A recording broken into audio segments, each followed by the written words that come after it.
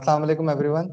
ایک اور نئے ٹاپک کے ساتھ ہم آج اپنے اس پوڈکاسٹ کا آغاز کریں گے اور ٹاپک ہمارا ہے evolution of industrial relation systems.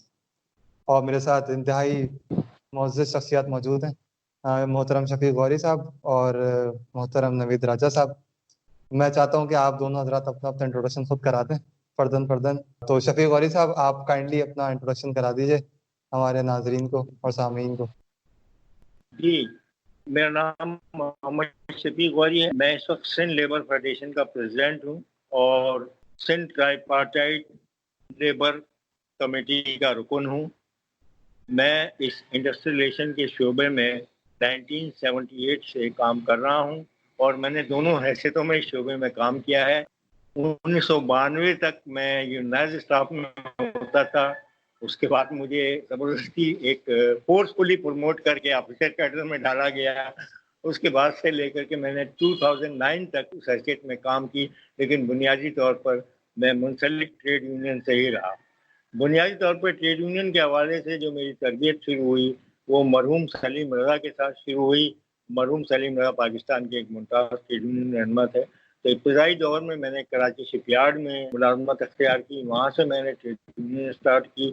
اس کے بعد کراچی شپ یارڈ میں ایک بہت بڑا موومنٹ چلا تھا, تو وہاں 1977 کے اندر اس کے نتیجے میں ملازمت سے فارغ کیے گئے تھے. پھر میں نے 1980 میں پاکستان اسٹیل جوائن کیا. پاکستان اسٹیل نے میں نے پیپلز ورکر یونین کے نام سے یونین بنائی اور اسی سی کا اسٹیٹس حاصل کیا. تو الغرض یہ کہ تقریباً 40 سال سے میں اس فیلڈ میں ہوں اور گزشتہ 20 سال سے میں یہ ٹریننگ کے شعبے کے اندر ہوں. اور میرا زیادہ تر زور اس بات پر ہے کہ اس انڈسٹریل ریلیشن کے شعبے میں خاص طور پہ نہ صرف ٹریڈ یونین بلکہ نئے آنے والے ان نوجوان لڑکوں کو جو اس فیلڈ میں بطور پروفیشن آ رہے ہیں ان کو بھی ٹرینڈ کیا جائے.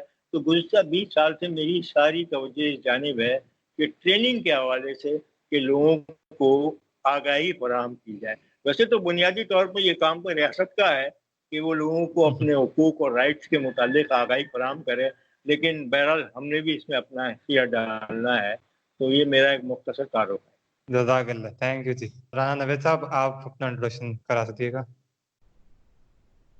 جی, تھینک یو ویری مچ معاذ صاحب, آپ نے آج انوائٹ کیا. اور میرا نام نوید راجہ جی, میں انڈسٹریل ریلیشن اور ہیومن ریسورس کے شعبے سے وابستہ ہوں اور لیبر لاز سے بھی تھوڑی بہت واقفیت رکھتا ہوں. اور میں اس شعبے میں گزشتہ تقریباً 16 سال سے اپنی خدمات سر انجام دے رہا ہوں. اور میں آپ کہہ سکتے ہیں کہ انڈسٹریل ریلیشن اور لیبر لاز کا ایک اسٹوڈنٹ کی حیثیت سے اپنے آپ کو سمجھتا ہوں اور لرننگ کا پروسیس جاری ہے. جی, بہت بہت شکریہ آپ دونوں کا. اچھا غوری صاحب, میں آپ کی طرف آؤں گا. سب سے پہلے آپ مجھے اور ہمارے ناظرین اور سامعین کو صنعتی تعلقات کے بارے میں بتائیے اور اس کی تاریخ ہم آپ سے خاص طور پہ جاننا چاہیں گے. اس موضوع پہ بات کرنے جائیں ہیں تو سب سے پہلے تو ہمیں ریلیشن شپ کو دیکھنا پڑے گا. وہ ریلیشن فیملی میں ہو, چاہے کسی سوسائٹی میں ہو, چاہے کسی انڈسٹری میں ہو, چاہے کسی آرگنائزیشن میں ہو, وہ اختلافات, مسائل اور تنازعات کے حل کے لیے انتہائی اہم کردار ادا کرتا ہے. اب جب ہم بات کرتے ہیں انڈسٹریل ریلیشن کی, صنعتی تعلقات, اب بات صنعتی تعلقات جو ہمیں صنعتوں کو چلانے کے لیے اس صنعتوں کے درمیان جو فریقین ہیں ان کے درمیان تعلقات کی بات کرنی انتہائی لازم ہے. اب ہم پیچھے تاریخ کی طرف اگر نگاہ ڈالیں تو جب ہمارا زرعی معاشرہ سن 1700 کے اندر بڑی تیزی کے ساتھ انڈسٹریل کلچر میں تبدیل ہو رہا تھا, یعنی ہماری جو ایگریرین انڈسٹریل سوسائٹی کی طرف جب کنورٹ ہو رہی تھی تو اس وقت جو صنعت کاری کے میدان میں لوگ داخل ہوئے وہ روایتی طور پر وہی لوگ تھے جو جنہیں ہم زمیندار کے نام سے پکارتے ہیں, لینڈ لارڈ کے نام سے پکارتے ہیں, وڈیرے کے نام سے پکارتے ہیں, چودھری کے نام سے پکارتے ہیں, جاگیردار کے نام سے پکارتے ہیں. تو اوائل صنعت کاری کے دور میں وہی لوگ اپنی زمینوں اور جاگیروں سے چھوڑ کر کے صنعتی ماحول کی طرف آئے اور وہاں انہوں نے سرمایہ کاری. جب صنعتی ماحول میں ان کو جو لیبر فورس مہیا تھی اور دستیاب تھی وہ وہی لیبر فورس تھی جو ان کی زمینوں پر بطور ہاری یا کسان محنت کیا کرتے تھے. تو جب وہ اس صنعتی معاشرے کے اندر انہوں نے اپنے آپ کو ڈھالنا شروع کیا تو ان کے ساتھ جو سلوک اور رویہ رکھا گیا وہ وہی انداز تھا جو انداز جاگیردارانہ ماحول میں ہوتا تھا کہ آقا اور غلام کا تصور.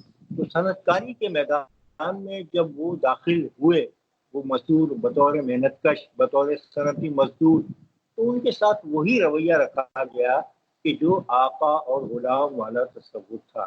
اس آقا اور غلام والے تصور کو سن 1700 سے لے کر کے سن 1799 تک کی جو صدی تھی وہ بہت ہی اس انداز کی صدی تھی کہ انتہائی غیر انسانی سلوک کیا جاتا تھا. اور یہی جو سلوک تھا اسی سلوک نے پھر جنم لیا ان واقعات کو کہ وہ لوگ پھر اس طرف گئے کہ جی ہمیں بھی اپنی زندگی گزارنے کے کچھ عظمت انسانیت کی جہاں بات ہوتی ہے کہ انسان کی عظمت کو تسلیم کیا جائے, اس کی اہمیت کو تسلیم کیا جائے, اس کی افادیت کو تسلیم کیا جائے, اس کے کام کو تسلیم کیا جائے. اب جو اس وقت صورتحال کی زرعی معاشرے سے تبدیلی کے بعد صنعتی معاشرے کے اندر تو وہ جو دونوں فریقین تھے ایک کام لینے والا اور ایک کام کرنے والا وہ دونوں اس ماحول سے آئے تھے کیا ماحول کی تبدیلی اشد ضروری ہو گئی تھی. آپ دیکھیے اس زمانے میں جو صنعتوں کا ماحول تھے کام کے کوئی اوقات کار نہیں تھے, چھٹیوں کا کوئی تصور نہیں تھا. کام کے اوقات کار میں یہ ہوتا تھا کہ 12 سے 16 اور 18 گھنٹے کے اوقات کار ہوا کرتے تھے. سہولیات ناپید تھی, جو اجرت کی ادائیگی تھی وہ اس حساب سے نہیں تھی کہ وہ اپنی زندگی کی بنیادی ضروریات کو پورا کر سکے. تو در حقیقت ایک غلامانہ دور چل رہا تھا. اب اس دور کو تبدیل کرنے کی جب بات ہوتی ہے تو لامحالہ دوسری سائڈ سے بھی کچھ ریزسٹنس ہوتی ہے, کیونکہ یہ تو دنیا کا ایک مسلمہ اصول ہے کہ حق کہیں پر بغیر روئے اور بغیر چلائے دیے نہیں جاتے. تو یہی کچھ صورتحال اس زمانے میں تھی کہ سن 1700 سے لے کر کے 1799 تک کے دور کو آپ دیکھیں تو اس صنعتی ماحول کے اندر کوئی ضابطے اور کوئی اصول نہیں تھے. اسی حاکمانہ طرز عمل کے نتیجے میں اس واقعے کی طرف جاؤں گا کہ جو سن 1886 مئی میں شکاگو میں رونما ہوا. اصل واقعہ کیا تھا؟ مئی میں 1886 کا جو واقعہ تھا وہ واقعہ یہ تھا کہ سب انسانی عظمت کے کو اجاگر کے لیے اپنے ایجوکیشن کی طرف گئے.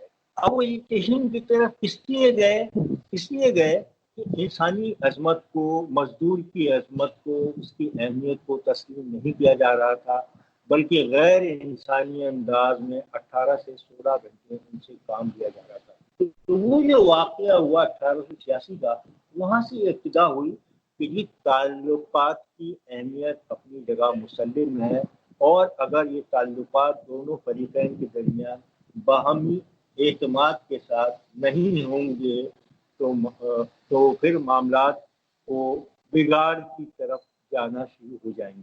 1886 میں جو شکاگو کا معاملہ ہوا وہ کچھ اسی طرح تھا کہ انسان کی عظمت کو تسلیم کرنے کی بات تھی. تو جب ہم 1886 سے آگے چلتے ہیں تو یہ واقعہ تو بہرحال جو کچھ اس کے نتیجے میں ہوا وہ ایک بہت طویل داستان ہے. اس کو تو ہم یہاں پر زیر بحث لانا بھی میں سمجھتا ہوں کہ بہت طوالت ہو جائے گی ہمارے موضوع پہ. لیکن 1886 کی اس اسٹرگل کا ایک یہ رزلٹ جو برآمد ہوا وہ جا کے کہیں پر 33 سال کے بعد 1919 میں ایک پیرس پیس کانفرنس منعقد ہوئی. اس پیرس پیس کانفرنس کے نتیجے میں یہ کہا گیا کہ صاحب کوئی ضابطے, کوئی اصول, کوئی اخلاقی تقاضے ہم نے مرتب کرنے ہیں.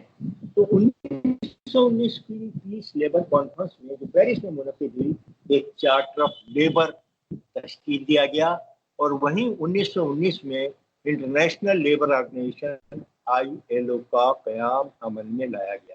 تو بنیادی طور پہ ILO کے قیام کا مقصد یہی تھا کہ یہ صنعتی تعلقات کے رشتوں کو کسی طور طریقوں سے کسی ایتھکس کے ذریعے کسی نارمز کے ذریعے، کسی ویلیوز کے ذریعے ان کو استوار کیا جائے اور لوگوں تک جو ان کے حقوق ہیں ان حقوق کو ان تک پہنچایا جائے۔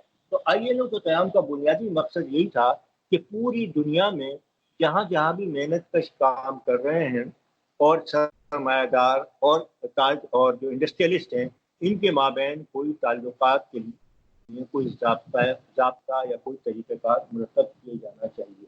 تو وہاں سے ILO کے بعد سے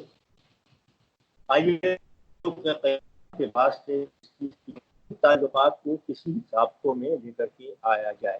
لیکن اگر ہم ان ضابطوں اور تعلقات کو اپنے برصغیر ہند و پاکستان کی روشنی میں اگر ہم دیکھیں تو برصغیر ہندوستان، یہ جو ہمارا غیر منقسم ہندوستان تھا، اس سب کانٹیننٹ کے اندر 1926 کے اندر انجمن سازی کو تسلیم کیا گیا۔ انجمن سازی کے عمل کو تسلیم کرانے میں شاید بہت سے لوگوں کو اس چیز سے واقفیت مکمل نہ ہو۔ ہمارے بانی پاکستان قائد اعظم محمد علی جناح کا نام لیا جاتا ہے کہ 1926 میں جو پہلا انڈین ٹریڈ یونین ایکٹ بنا تھا، اس ٹریڈ یونین ایکٹ کو برصغیر کی پارلیمنٹ سے منظور کرانے میں بانی پاکستان قائد اعظم محمد علی جناح کا بڑا اہم رول تھا۔ اور بانی پاکستان قائد اعظم محمد علی جناح انسان کی عظمت پہ یقین رکھتے تھے اور 1926 کے اس ٹریڈ یونین ایکٹ کو اس انڈین لیجسلیٹو اسمبلی سے پاس کروانے میں قائد اعظم محمد علی جناح کا بہت بڑا کردار ہے۔ ہمارے یہاں پر تو جو ہماری ریاستی سن 47 کے بعد جو ڈھانچہ ہے، انہوں نے قائد اعظم محمد علی جناح کے اس کردار کو اجاگر نہیں کیا، بلکہ میں اگر یہ بات شاید بہت سے لوگ جانتے ہیں اس بات کو کہ قائد اعظم محمد علی جناح بھی ایک ٹریڈ یونینسٹ تھے۔ قائد اعظم محمد علی جناح آل انڈیا پوسٹل امپلائیز یونین کے صدر رہے ہیں 1926 اور 1927-1928 کے دور میں۔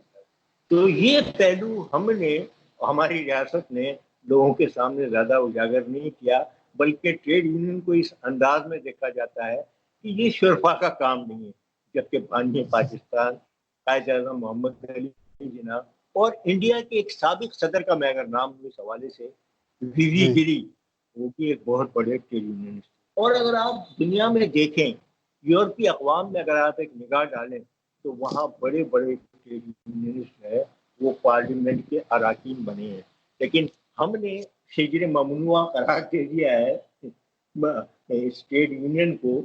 تو ہم اگر اس انڈسٹریل ریلیشن سسٹم کی طرف جائیں کہ انڈسٹریل ریلیشن سسٹم جو بنیادی طور پر میں نے کہا کہ یہ دو فریقین کے درمیان تعلقات کا نام ہے، اور اس تعلقات کی ضرورت اور اہمیت اس لیے محسوس ہوئی کہ دنیا میں ہر معاملات، جس بھی آپ شعبہ حیات میں چلے جائیں، وہ معاملات کسی ایتھکس، نارم اور ویلیوز کے ذریعے طے کیے جاتے ہیں۔ تو اب ہم جب دیکھتے ہیں کہ ہمارے پاس 1926 میں اس بر صغیر میں انڈین ٹریڈ یونین ایکٹ تھا، وہاں سے ہم نے آغاز کیا۔ جبکہ اگر ہم ILO کا جو فریڈم آف ایسوسیشن کا کنونشن دیکھیں اور کلیکٹیو بارگیننگ کا کنونشن دیکھیں تو کنونشن 87 اور 98 ILO نے پاس کیے 1948 اور 49 میں، یعنی 1948 اور 49 میں ILO کے کنونشن برائے انجمن سازی اور اجتماعی سازوکاری وجود میں آئے، لیکن اس سے قبل بر صغیر میں 1926 میں قانون سازی ہو چکی تھی۔ تو اس معاملے میں بر صغیر میں بڑی ایڈوانسمنٹ تھی، لیکن بات وہی آ جاتی ہے تسلیم کرنے کی۔ ایک چیز تو ہوتی ہے کہ اسے ایک فارمیشن کے انداز میں تو ہم تسلیم کر لیتے ہیں، لیکن تسلیم کرنے کی بات جہاں آتی ہے، دل سے آتی ہے، ایٹ ول آتی ہے، وہاں ہم بہت پیچھے ہیں۔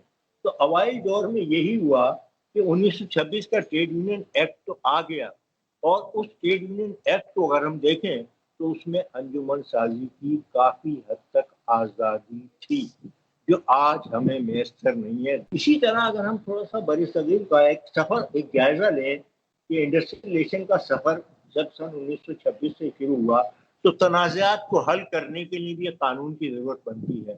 تو 1929 میں انڈین ٹریڈ ڈسپیوٹ ایکٹ بھی ہمارے سامنے آیا، Indian trade union dispute act بھی ہمارے سامنے آیا، اور یہ سفر اس طرح آگے کی جانب رواں دواں رہا کہ صنعتی تعلقات 1926 کے ٹریڈ یونین ایکٹ اور 1929 کے انڈسٹریل ڈسپیوٹ ایکٹ کے تحت وہاں پر معاملات طے ہوتے رہے۔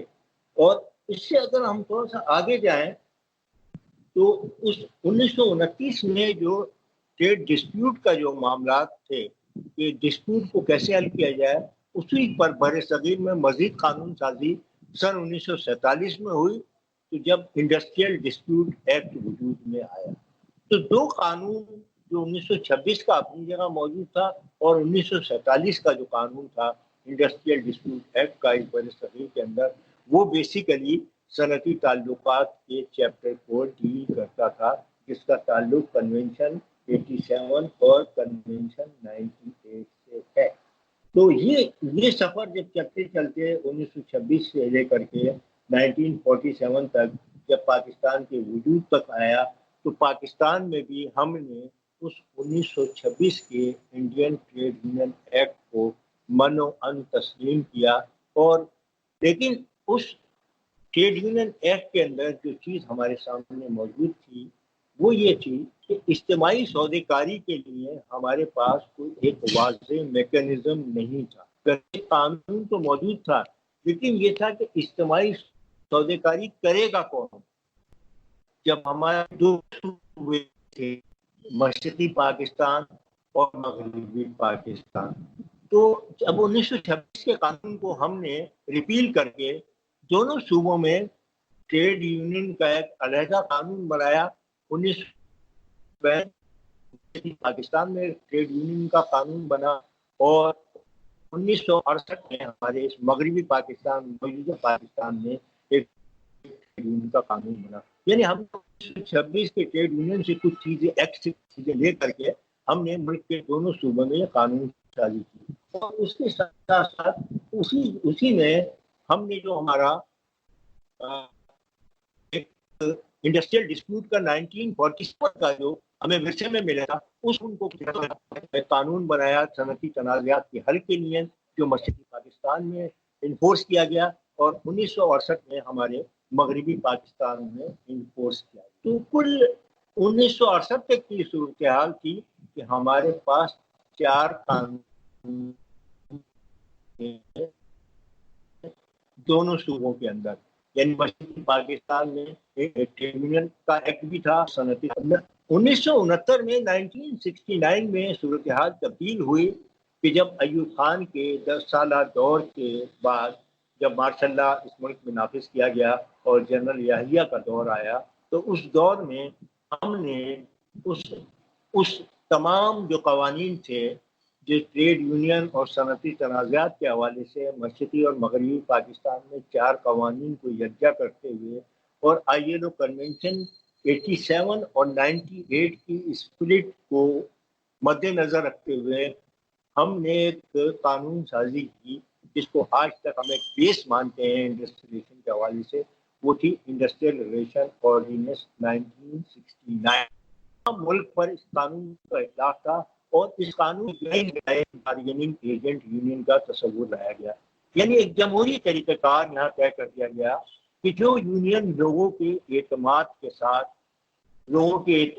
کے ساتھ آتی ہے اس کو کلیکٹیو بارگیننگ ایجنٹ کا درجہ حاصل ہوتا ہے، اور صرف وہی یونین جو لوگوں کے اعتماد کے ساتھ، لوگوں کے 1/3 میجورٹی آف ووٹ کے ساتھ حق حاصل کرے گی، اسی کو ایک اجتماعی سوداکار یونین تسلیم کیا جائے گا۔ تو یہ اجتماعی سوداکاری یونین کا تصور 1969 کے اندر پہلی دفعہ ہم نے اس کو شامل کیا، اور اس کے ذریعے سے معاملہ کو ہم آگے بڑھاتے ہیں۔